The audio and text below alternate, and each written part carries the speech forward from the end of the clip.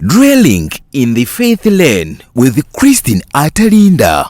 Welcome once again to this Faith Mentorship Program with me, your host, Christine. And today in the studios, we are going to look at how to fit into the workspace. I'm not alone. I'm with the beautiful Suzan in the studios today. So she's going to introduce herself for us to be able to know more and more and more. What I know a little bit about her, she's a specialist in human resource, but I don't know where, I don't know these things. So she's going to tell us, all those who are looking for jobs, how to appear before that interview, how to entice those interviewers, everything, how to fit in, nursing mothers, you're a student, you want to get into. She's going to tell us all those things today. Please just stay tuned. In case you have any comment, just type in the comments below, and then we shall get everything answered. Thank you so much, and welcome to the studios today. Thank you so much, Christine. Thank you, viewers. Good afternoon, good morning, good evening. Thank you for viewing. Thank you for watching us. My name is Suzan Mugenyi Wamala. I'm a HR business partner. I am a mother. Wait, I said wife. Business partner. I said biauka. I said specialist. Yeah, it's okay. Okay. You can be a specialist, but where exactly? Oh. The business partner works in a way that they are a go-between between the company and the employee. Oh. The employee comes in, does then further our strategy. We give them the strategy, we give them the targets, and then we make sure we give them training. We get beautiful talent, great talent. Then eventually they surpass, they do the targets, then the business is growing and they're achieving their targets. Yeah, it's more of, I start with the student interview, onboarding, how to fit in, training, the stay, the pay, the salary, the performance, appraisals up to the exit. Because there's also that time of exit. Okay, I've understood. Now that I've understood, I hope everyone is understanding now. You were still telling us you're a mother. I'm a mother, I'm a wife, and a counselor. Yeah, that is Suzan Mugenyi. Human resource business partner, a mother, a wife, a counselor. So you do all these things in a day? My day starts with planning. It's not that I do all the things in the same time. Okay. It depends on how I have planned my day. I wake up, prepare my children. That is home. I have to be at work at the exact time I'm expected to be there. I actually go before my boss so that my boss finds me in office. And then when you get in the office and you're early in the office, sometimes there are things that you do in that quiet environment before everyone comes in. So that's how you start your day. You plan your day, because when you do not plan, there's a way your day becomes a disorganized day, and there are certain things you'll skip or you'll jump. So you start with your to-do list in the morning, see those things that are priority, and then see that the things you need to do after, and see how you close your day. But during the plan, you may not plan for who is going to come for maybe a discussion, or somebody could be having a challenge in their space, and they need someone to talk to.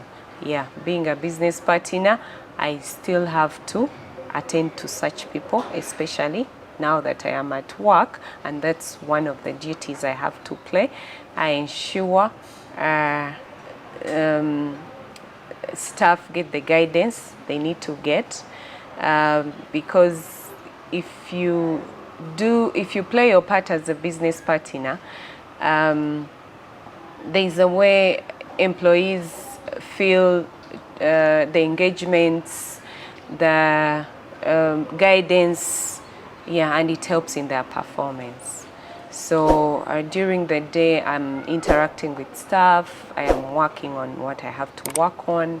And then when we close the day, I have now to go home and prepare for my children and my husband. Now that is also another job description that I have to run at home. So that's why I'm saying I am a mother, I'm an HR business partner, I am a counselor. I do counseling after work, and I usually do appointments with people and over the weekends when I have time. So in short, do you have time for yourself? Yes, I have time for myself. Where do you get it? Just like I said, you need to plan. So there's that me time. There's that me time, even when children are in holidays. There's that particular day I'll say, now today is me. I need to sit down, focus on myself, see things I have done right, see things I have not done well, check myself, just check in. I'm checking myself just to see if really I'm doing the things I'm supposed to do, and also how I am doing as an individual. Yeah, so usually I take my children to my circles. Like I said, someone needs to have a circle. You need to have a circle of friends. You need to have continuity in your plan, in your day life. Like, do I have a support system? If I need to take my children somewhere, where can I take them?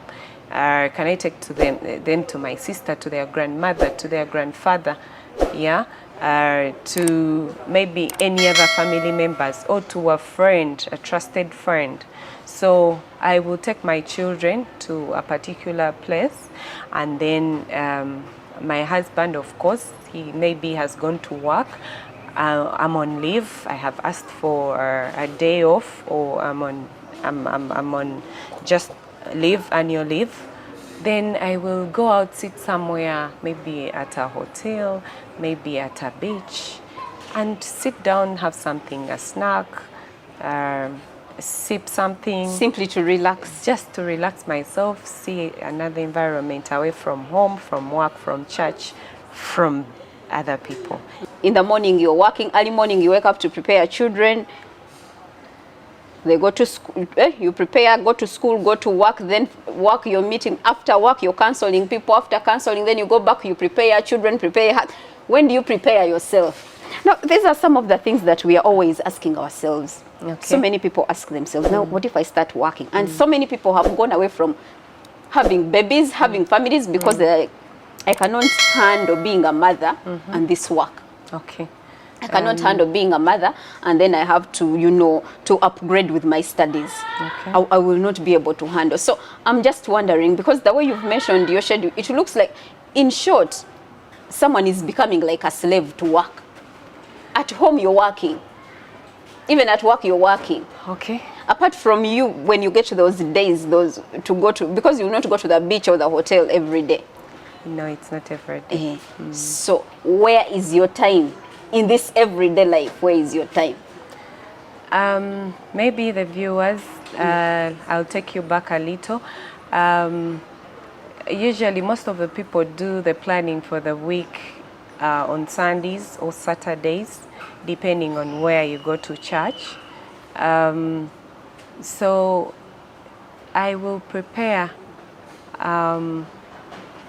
probably what we're going to use during the course of the week. I'll prepare on Sunday, so that in the morning on Monday, Tuesday, Wednesday up to Friday, I am ready for the day. And really, just like I said, it's not all the time that you have to be away from work. It's not all the time that you have to be away from your family. But in real life, you need a me time. You need to be away from your friends, you need to be away from your workplace, you need to be away from your employers, you need to be away from your children. Like, you don't have to work like you're becoming a slave. You're not a slave. You have, first of all, to appreciate what you're doing. You have to appreciate that you're a mother and someone depends on you for a smile. You have to appreciate that you're an employee and the employer needs you to hit your targets. So all this comes with planning. So I want you to tell a young person out there Yes. that is scared of becoming a mother because they want to be. Actually, someone told me, since I'm a career woman, I don't need actually to be giving birth. I actually even don't need a man in my life to give me stress. So you find that people are taking careers over any other thing, and yet God said, go produce and multiply.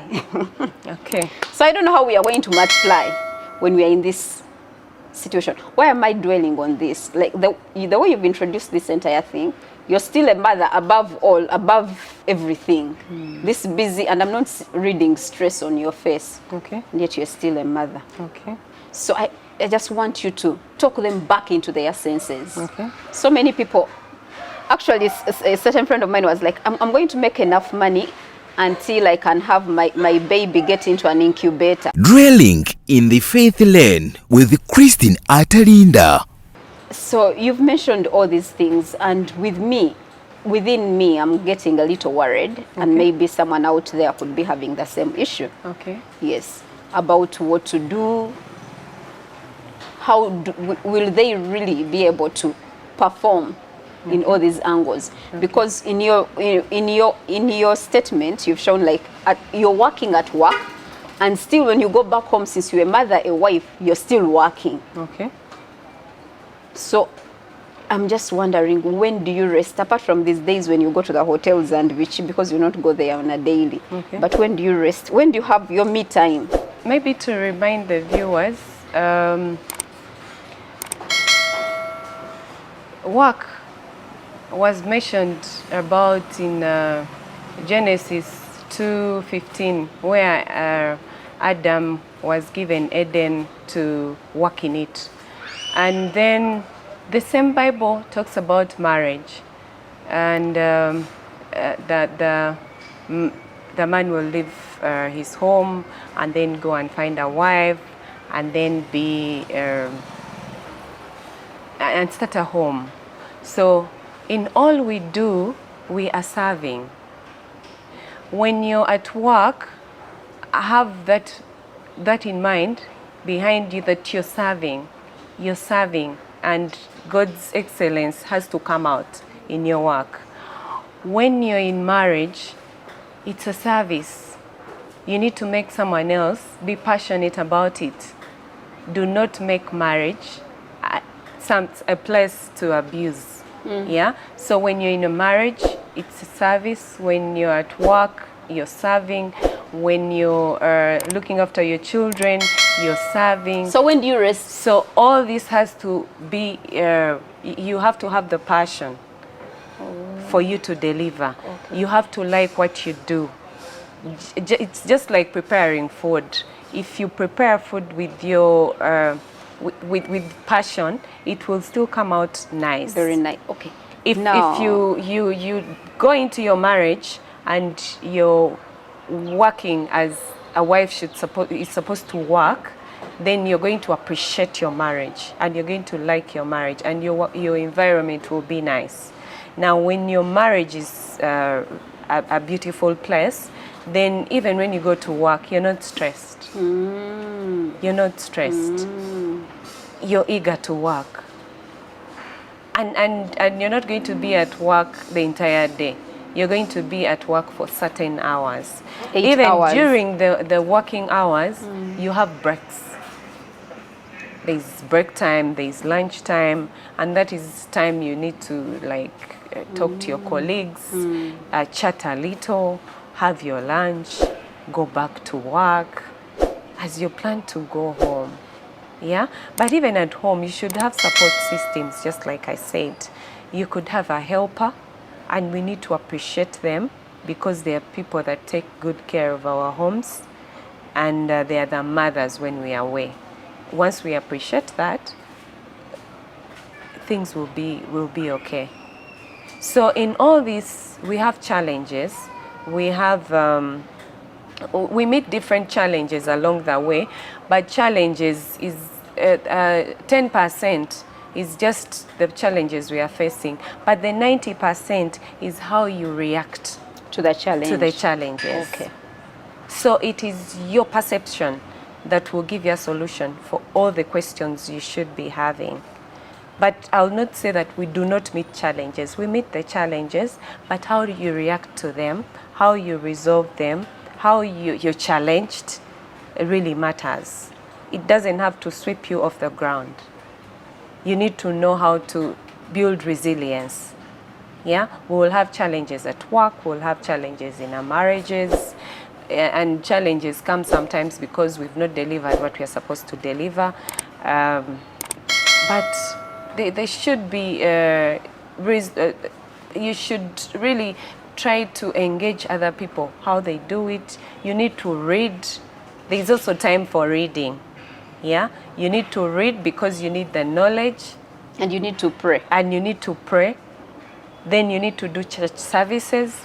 That's why I said all this comes back to how you have planned yourself, how you've planned your day. But it's not all the time that you're going to work. No, you will have breaks. What I'm getting from you is everything I do, I must have passion for it. Even when you do not like to do certain things, force yourself to love what you're doing and you'll be at peace. That is what I would advise. It's not faking. When you do something over and over again, along the way you'll catch up. You'll catch up. So because I don't want to come here and say you will love the marriage, you will love the workplace, you will love the children, the work you're doing. No, sometimes you're challenged. Dwelling in the faith lane with Christine Atalinda.